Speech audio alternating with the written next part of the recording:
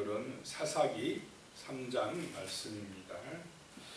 하나님께서 이스라엘의 대적들, 가나안 족속들을 남겨두신 이유, 또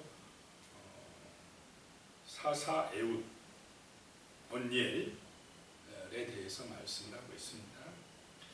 1절에 보면요, 여호와께서 가나안의 모든 전쟁들을 알지 못하는 이스라엘을 시험하려 하시네. 그 가나안 전쟁, 가나안 정복 전쟁을 알지 못하는 그 후손들을 시험하려 했다라고 하는 것입니다.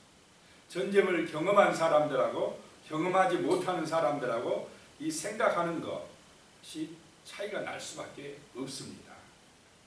2절입니다. 이스라엘 자손의 세대 중에 아직 전쟁을 알지 못하는 자들에게 그것을 가르쳐 알게 하사 남겨두신 이방 민족들은, 가르쳐 알게 하려고 남겨두신 이방 민족이 있다는 것입니다.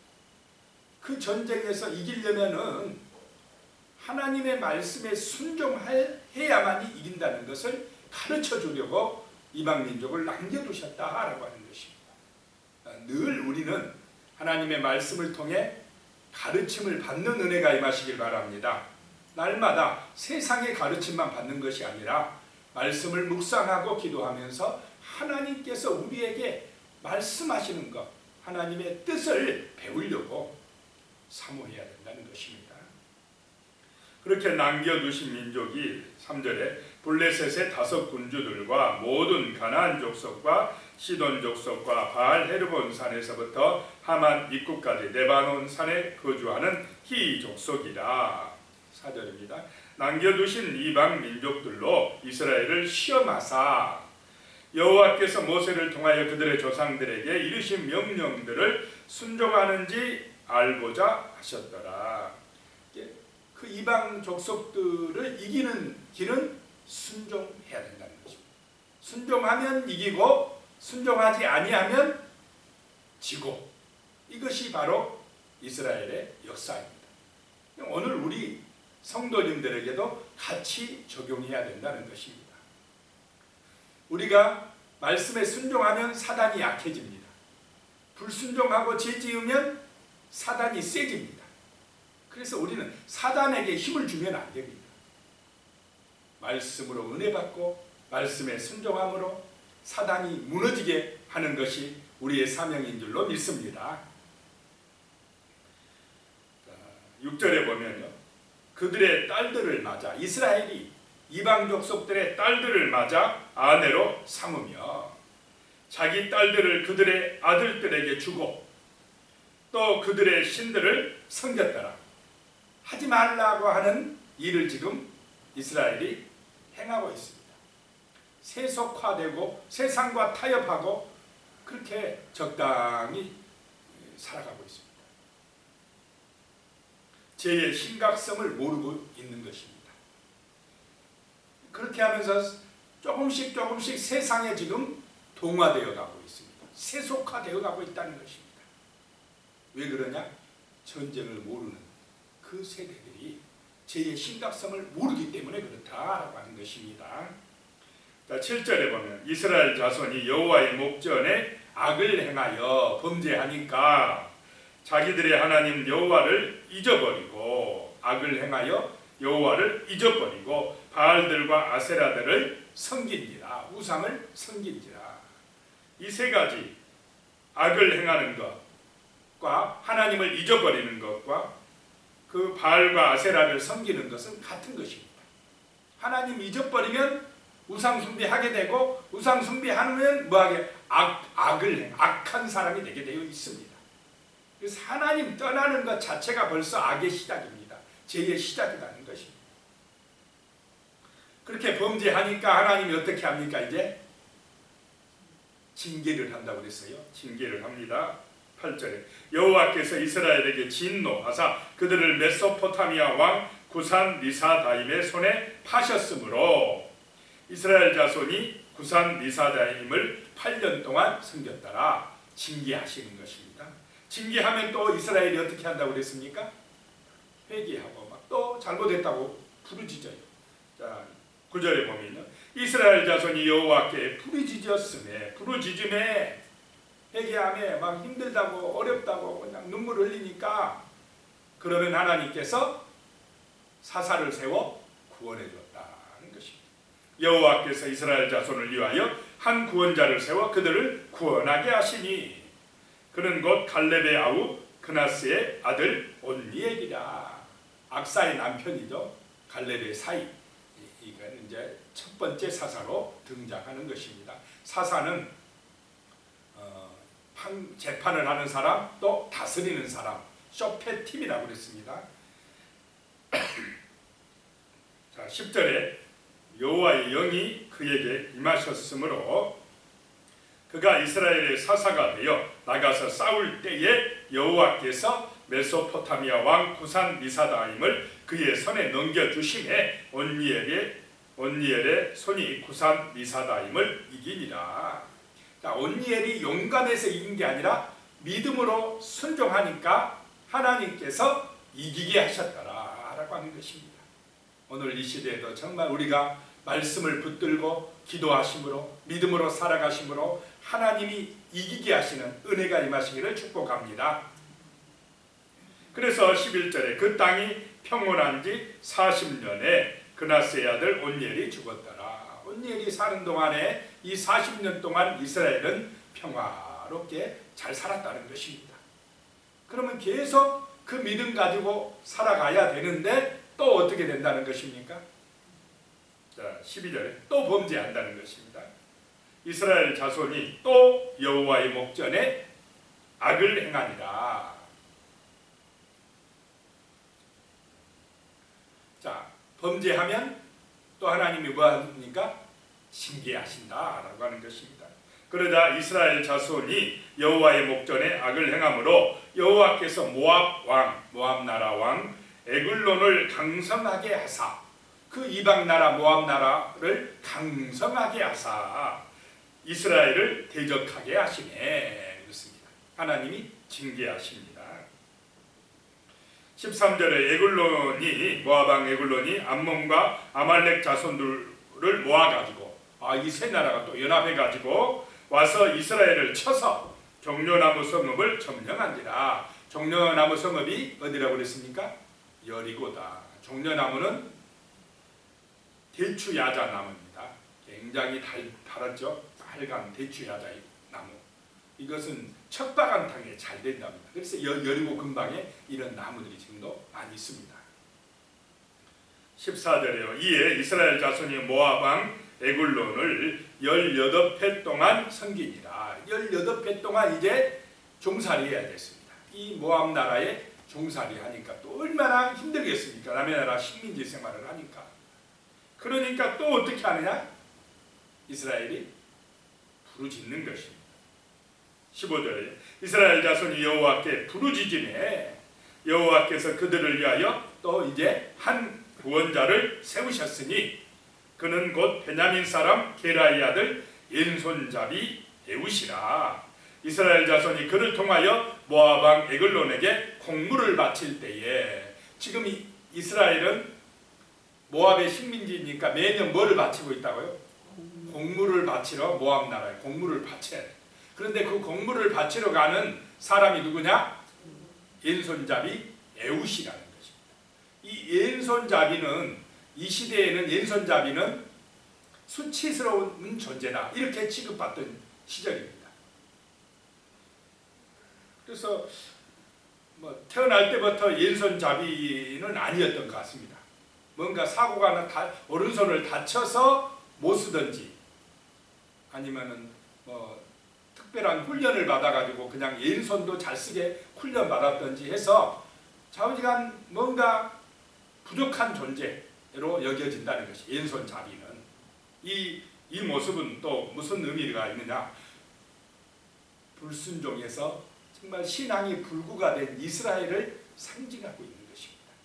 그렇게 수치스럽고 약한 존재인 이스라엘을 들어서 하나님이 승리하게 하실 것이라는 그런 말씀입니다. 그런 의미가 있다는 것입니다.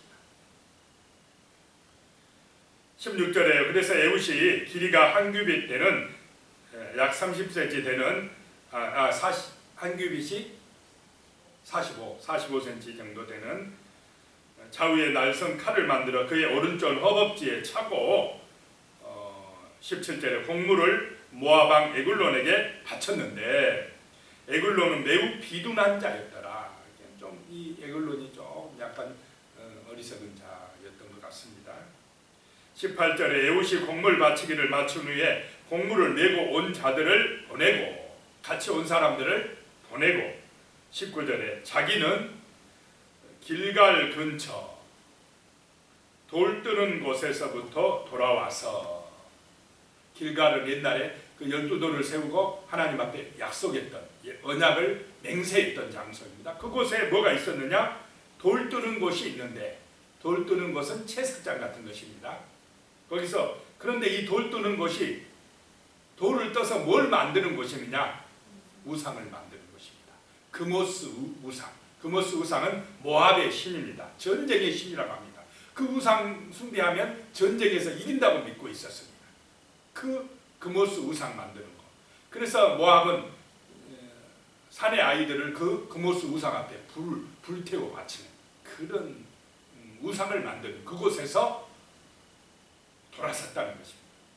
그럼 이스라엘이 우상 숭배에서 어떻게 하라는 것입니까? 돌아서서 하나님의 말씀에 순종하면 승리한다는 것을 보여준다는 것입니다. 19절에요. 거기서 돌아서서 이르되 왕이여 내가 은밀한 일을 왕에게 아뢰려 하나이다. 왕에게만 은밀하게 말씀드릴 게 있나이다. 하나님이 내게 그렇게 말씀하셨습니다. 그러니까 좀 비둔하니까 우둔하니까 다른 신하들 다 나가게 하고 그래 너만 들어와 이렇게 한 것입니다. 이것도 하나님의 은혜인 줄로 믿으시기 바랍니다.